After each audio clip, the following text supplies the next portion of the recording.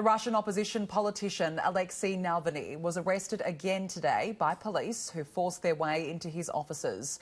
It was a day after he said one of his supporters had been kidnapped after he was forcibly conscripted and taken to a remote Arctic military base. Ruslan Shaveddinov used to make video reports about what he claimed was corruption in Russia.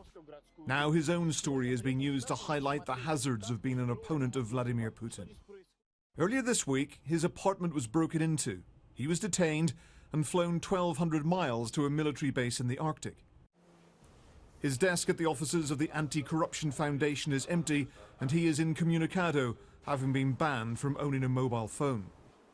For a long time, for about a day, we did not know where Ruslan was or what the situation was. It was a real kidnapping. There were no legal grounds to that. We did not receive any documents. We had no lawyer access.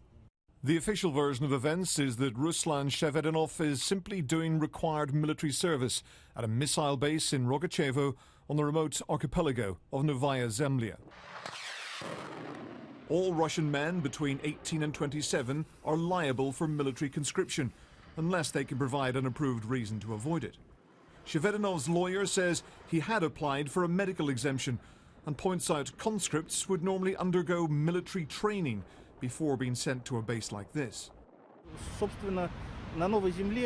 There is nobody who does military service by conscription at Novaya Zemlya. People who serve there are professional soldiers. There's no place for a conscript there. Effectively, Ruslan was sent to a labour camp in exile to serve his time. Shaveddinov is an associate of Alexei Navalny, who unsuccessfully ran against Vladimir Putin for the Russian presidency. He claims serving in the army has simply turned into a way of locking people up. Today, he and his colleagues locked themselves in their office to try to prevent it being raided by the authorities.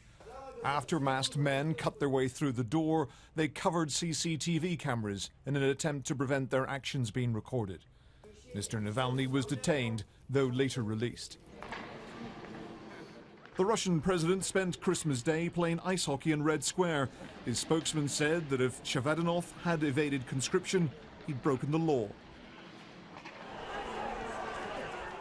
But even conscripts are allowed telephone contact with friends and family.